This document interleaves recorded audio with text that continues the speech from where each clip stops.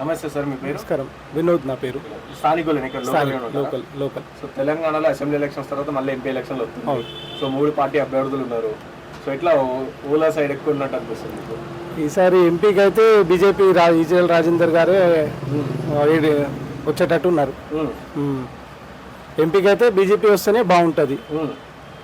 ఇటు కాంగ్రెస్ అంటే గతంలో రేవంత్ రెడ్డి ఇక్కడ మల్కాజ్గిరి నాదే, ఇప్పుడు కూడా నేనే వస్తా అన్నట్టు అంటారు కదా. అంటారు కానీ ఇప్పుడు ఒకసారి ఆయనకు ఛాన్స్ ఎమ్మెల్యేగా ఇచ్చి తర్వాత ఇప్పుడు సీఎం అయిండ్రు. ఒకసారి ఇక్కడ కూడా ఛాన్స్ ఇవ్వాలనుకుంటారు పబ్లిక్.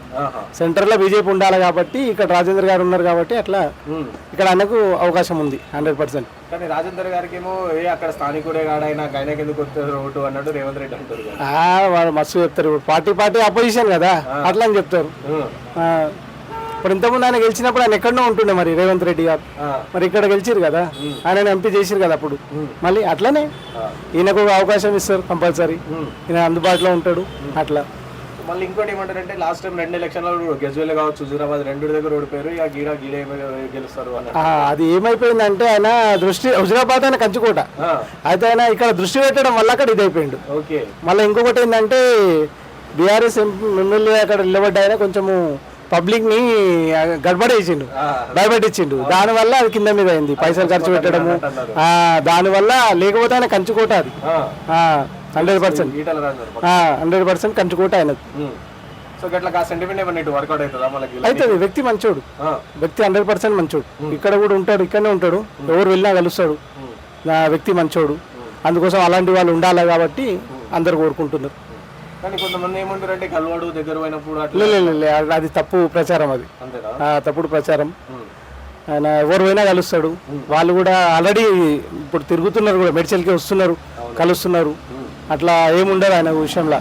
చెప్పడం వాళ్ళు మస్తు చెప్తారు. అట్లాంటి వ్యక్తి అయితే కాదు మాకు తెలిసినంత మట్టుకు. ఆయనంత మంచి వ్యక్తి ఎవరు కాదు. మరి కాంగ్రెస్ వాళ్ళు సునీత మహేందర్ రెడ్డి కావచ్చు, లేదా బీఆర్ఎస్ రాగిడి లక్ష్మారెడ్డి రాలేసి ఉంటుండే అంటే వాళ్ళు మన వస్తున్నారు, వాళ్ళు స్థానికులు. ఇప్పటి వరకు అయితే వచ్చినట్టు తెలియదు. వాళ్ళకి టికెట్ ఇచ్చిరని తెలుసు, అంతే తప్ప వాళ్ళు ఏమీ తెలియదు. ఆల్రెడీ పబ్లిక్ ఇక్కడ వాళ్ళు ఎమ్మెల్యేగా గెలిపించారు. స్టేట్లో ఇప్పుడు కాంగ్రెస్ ప్రభుత్వం వచ్చింది కాబట్టి పర్వాలేదు. ఇప్పుడు సెంటర్లో చేంజెస్ ఉండాలి కాబట్టి పబ్లిక్ అట్లా కోరుకుంటారు. బీజేపీ అయితే పక్కా మోడీ వస్తారంటారా? 100%. ఇటు రాహుల్ గాంధీ భారత్ జోడో న్యాయయాత్ర అవన్నీ వేస్ట్. ఇప్పుడు ఏమైనా విడిపోయిందా మన భారతదేశం? వాడు అనొద్దు కానీ తిట్టాల్సి వస్తుంది.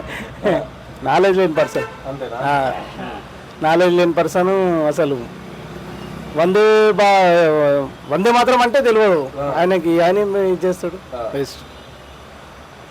ఇక్కడ ఉన్న వ్యక్తులు అంటే పర్లేదు, పార్టీ అంటే అంత ఇష్టం ఏం లేదు. పార్టీలో ఎవరు కరెక్ట్ లేరు కాంగ్రెస్ పార్టీలో సెంటర్లో. అట్లా సెంటర్లో ఇప్పుడు మనకు అన్నీ చేసింది కాబట్టి ఈయన బీజేపీ మోడీ గారు, దాన్ని బట్టి మనకు ఉండాలి, ఆయనే ఉండాలి, ఆయన గవర్నమెంటే ఉండాలనే ఆలోచన. సో ఇక్కడ మీరు మల్లారెడ్డిని గెలిపించుకోరు, ఎట్లా ఏమైనా వచ్చినా గెలిచినాక? వస్తాడు పోతాడు మామూలుగా, కానీ ఆయన ఏదో ఇక ఆయన లక్ బాగుంది కాబట్టి గెలిచిండు అంతే. లేకపోతే అసలు ఇప్పుడు అసలు బీజేపీ గవర్నమెంట్ రావాల్సింది అసలు మన స్టేట్లో. పబ్లిక్లో కొంచెం ఇది లేక తెలియక అవగాహన లేక అట్లా మన కాంగ్రెస్ వచ్చింది. సరే పర్లేదు, వచ్చిన కాడికి పబ్లిక్ అయితే కొంచెం పర్లేదు, మరి అంత గౌరవం అయితే కాదు. కానీ బీజేపీ పార్టీ అధికారంలోకి వస్తే హిందూ ముస్లిం గొడవలు చేస్తారు. లేదు అంటే తప్పుడు ఇప్పుడు బాయిలా ఉన్నాం మనం. ఎందుకు గొడవలు అవుతాయి? వాళ్ళు పెట్టుకుంటేనే అవుతాయి, మన వాళ్ళు ఎవరు పెట్టుకోరు. ఏదైనా పెట్టుకుంటేనే అవుతుంది. అలాంటి ఉద్దేశం మీద అట్లా ఏం లేదు. ఇప్పటి వరకు అయితే ఏం అవుతలేవు కదా అట్లా. సో మీ మల్కాజ్గిరి మెడిచల్ ఎమ్మెల్యే మల్లారెడ్డి ఆ పార్టీగా ఈ పార్టీ ఏదో ఒక పార్టీ పోదామన్నా చూస్తున్నాను అనిపిస్తుంది. ఏ పార్టీలో పోతే బాగుంటుంది అంటారు? ఆయన అనుకుంటాడు కానీ ఏది కాని పని పరిస్థితిలో ఉన్నాడు ఇప్పుడు. ఆయన అటు కాదు ఇటు కాకుండా ఉన్నాడు ఇప్పుడు. ఎందుకంటే అట్లా ఉండి గెలిచింది కాబట్టి వీడలేని పరిస్థితి అనుకోరారు అట్లా. సో మొన్న కాంగ్రెస్ కలిసి కర్ణాటక కలవడం జరిగిందని బీజేపీతో కూడా కొంచెం. ఇప్పుడు వీళ్ళకి ఎట్లా ఉంటుంది అంటే ఏదో ఒక పవర్ ఉండాలి. ఇంతకుముందు మినిస్టర్ చేసిండు, మినిస్టర్కి ఎట్లా ఉంటుంది అంటే పవర్ ఉండాలి. ఆ పవర్ కోసము ప్రయత్నాలు చేస్తారు. ఇక అది మనకు తెలియదు, వాళ్ళ విషయం. అది ప్రయత్నాలు అయితే చేయొచ్చు, కాకపోతే ఏంటంటే అది కాదు అనుకుంటా నేనైతే. సో ఓవరాల్ గా తెలంగాణలో బీజేపీ 17 స్థానాలకు ఎన్ని గెలిచబోతుంది? 10-12 ఖచ్చితంగా 100%. 10-12 ఖచ్చితంగా వస్తాయి. సో మన ఇటు బీఆర్ఎస్కి ఏమైనా ఉండదా? తక్కువ ఆడొకటి చెప్పలేము.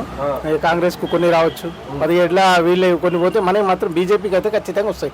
10-12 ఖచ్చితంగా వస్తాయి, అంత ఓపు ఉంది.